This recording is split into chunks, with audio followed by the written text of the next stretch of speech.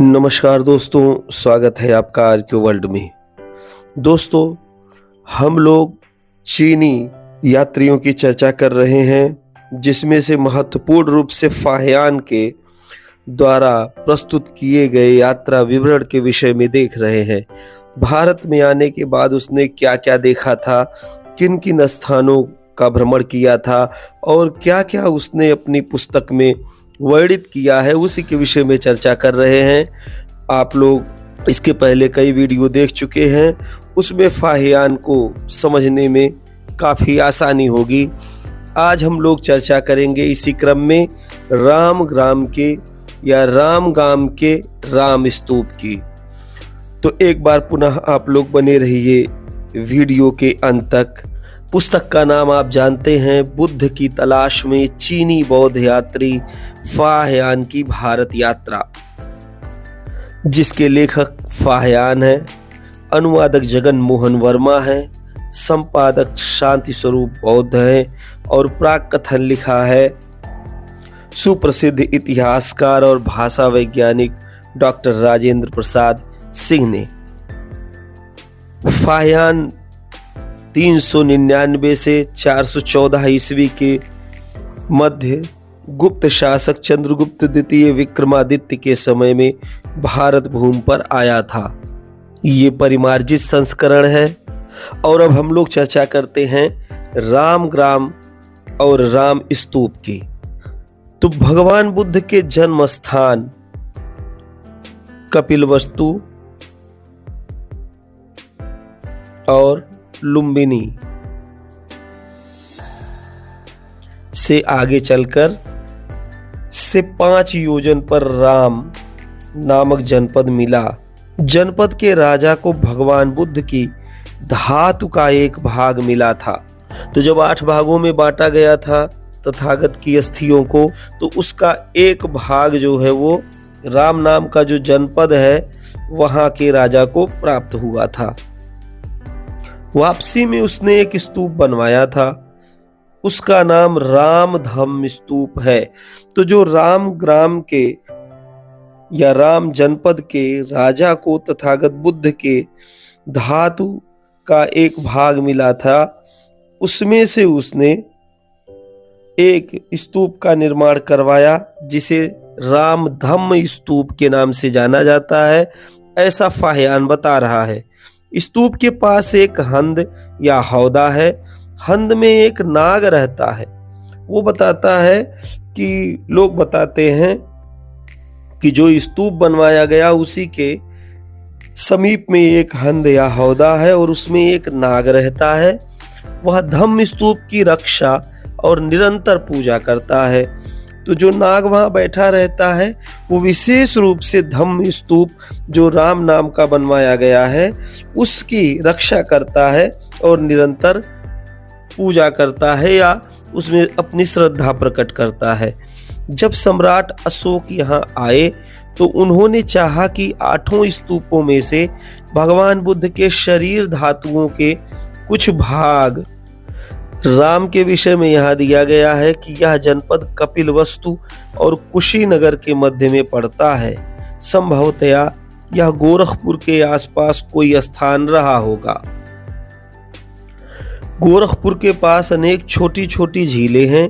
मुमकिन है कि वह झील जिसका होना फाहियान के स्तूप के पास लिखा है उन्हीं में से कोई एक हो।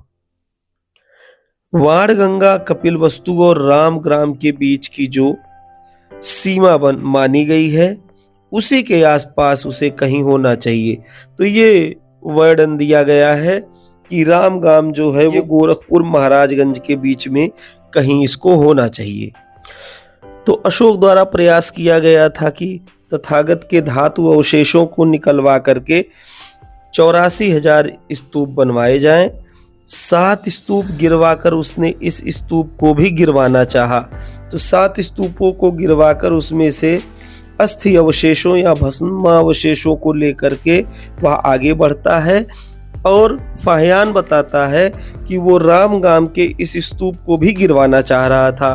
नाग सदेह प्रकट हुआ, मतलब जो नाग वहां रह रहा था वो वस्तुतः कोई मनुष्य ही था, लेकिन यहाँ पर थोड़ा सा हट के बताया जा रहा है कि नाग जो है वो वहाँ आ गया, सम्राट अशोक को अपने घर ले गया और पूजा के उपकरण या सामान दिखा। उसने राजा से कहा, यदि इससे उत्तम रूप से पूजा कर सको तो स्तूप को गिरा दो। तो नाग ले जाता है अपने घर।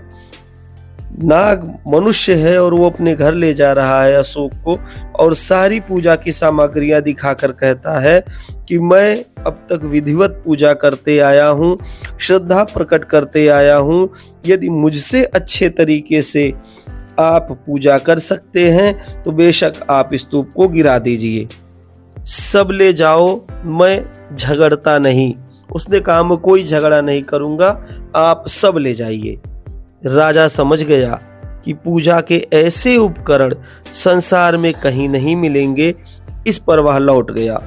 तो अशोक ने प्रयास किया था, और फायान बताता है कि जो नाग वहां रह रहा था, नागवंशीय कोई व्यक्ति, वो ले जाता है अपने घर, और अशोक समझ जाता है कि इसकी श्रद्धा से बढ़ करके मेरी श्रद्धा नहीं हो सकती है। वह स्थान जंगल हो गया। तो वह बताता है कि जिस स्थान पे यह घटना घटी थी वहां एक बड़ा जंगल हो गया, और ये जंगल संभवतः महाराजगंज के आसपास का होना चाहिए। कोई पानी और झाड़ू देने तक को न रहा। हाथियों का एक यूथ अपने सूंड में जल भरकर यथाविधि भूमि पर छिड़कता और भांति भांति के पुष्प और गंध द्रव्य चढ़ाता रहा। तो जंगली क्षेत्र में वो राम नाम का स्तूप आया, और वहां पर देखभाल करने के लिए अब कोई नहीं बचा। तो जो जंगली हाथी थे वही सूंड में जल भर भर करके ले जाकर भांति भांति के पुष्प और गंध द्रव्यों से स्तूप की पूजा अर्चना करने लगे। एक देश का मार्गी यानी धम्म स्तूप के प्रणिपात प्रणाम को गया। हाथियों को देख बहुत भयभीत हुआ। उसको पता चला कि कोई मार्गी जो कि धम्म स्तूप के प्रति अपनी श्रद्धा प्रकट करता हुआ पहुंचा, तो उसने देखा कि हाथी ही हाथी हैं, तो वो भयभीत हो गया, पेड़ पर चढ़कर छिप गया। वो हाथियों के डर से जंगल के जो पेड़ थे उन पर जाकर के बैठ गया और झाड़ियों में छिप गया। देखा हाथी यथाविधि पूजा करते हैं। उसने देखा कि जैसे मनुष्य पूजा कर रहे हैं वैसे यहाँ हाथी भी पूजा कर रहे हैं। किसकी? जो वहां पर राम नाम का स्तूप है उसकी। मार्गी को बहुत दुख हुआ। यहाँ संघाराम नहीं कि धम्म स्तूप की पूजा हो सके। वह सोचने लगा बैठे बैठे कि यहाँ तो ऐसा कोई संघाराम है ही नहीं कि जहां पर रह करके धम्म स्तूप की पूजा की जा सके।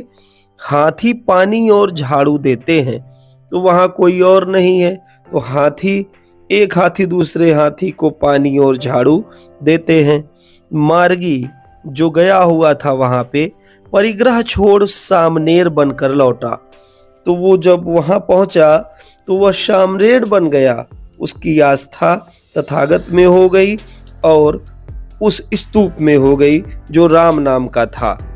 उसने अपने हाथों घास और पेड़ साफ किए, स्थान को ठीक और साफ सुथरा बनाया। उपदेश बल से इस जनपद के राजा से भिक्षुओं के लिए उसने स्थान बनवाया और स्वयं बुद्ध विहार का नायक बना।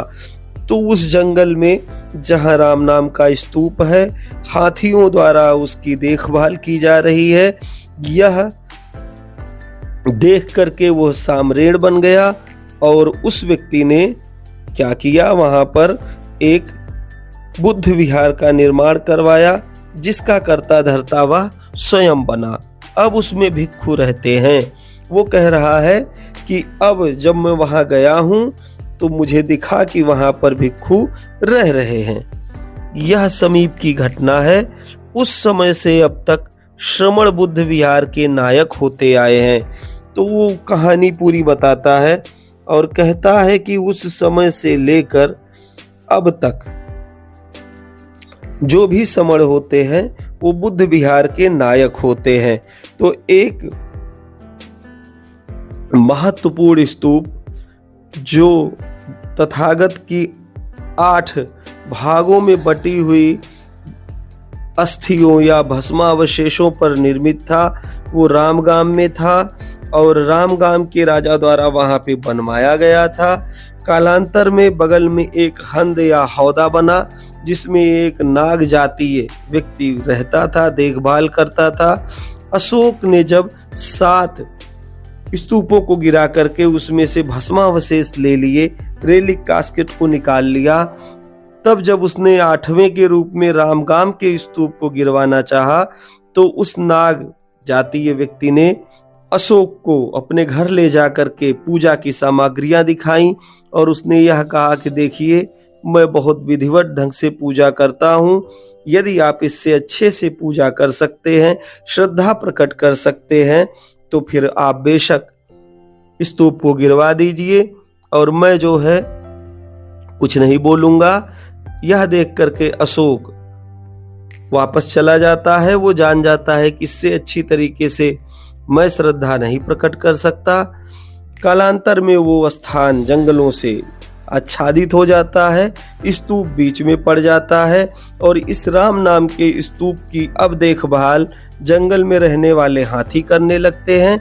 वो अपने सूंड में पानी भर के ले जाते हैं और जलाभिषेक करते हैं, तरह तरह के द्रव्य ग्रंथों को लाकर स्तूप पे चढ़ाते हैं और धीरे धीरे करके वो लोग उसकी देखभाल करते हैं। कालांतर में एक साम्राज्य बनने के लिए व्यक्ति आगे जाता है और वो हाथियों की सारी घटनाओं को देखता है। पहले वो डरता है, फिर वो उनके कार्यों से प्रभावित होकर के साम्राज्य बन ही जाता है। फिर वहां पर एक बुद्ध विहार का निर्माण करवाता है जिसका वो नायक बनता है और कालांतर में जितने भी लोग वहां पे उस स्तूप में श्रद्धा प्रकट करते थे और बगल के संघाराम में रह रहे थे, बुद्ध विहार में रह रहे थे, फाहयान कहता है उनमें से अधिकतर नायक बनते थे। और वो स्थान ज्यादा दूरी पर नहीं है। रामगाम की बात अगर करें तो ये ऐसा लगता है कि गोरखपुर और कपिलवस्तु के बीच में कहीं जो महाराजगंज जिला है वहां पर कहीं रहा होगा। ऐसे में उस स्तूप के विषय में हमको बहुत ज्यादा सूचना तो नहीं है, लेकिन फाहयान के विवरण से लगता है उसने किसी रामगाम नामक स्थान पर राम नाम का स्तूप देखा था, जिसके विषय में उसने अपने यात्रा वृत्तांत में लिखा हुआ है। इस तरीके से वह भ्रमण करते हुए एक एक स्थानों को देख रहा था और उसको अपने यात्रा वृत्तांत में लिखता जा रहा था। आज के लिए बस इतना ही। आने वाले समय में हम लोग और भी स्थानों की चर्चा करेंगे। वीडियो कैसा लगा मुझे कमेंट करके अवश्य बताएं। वीडियो में अंत तक बने रहने के लिए आप सभी लोगों का बहुत बहुत धन्यवाद।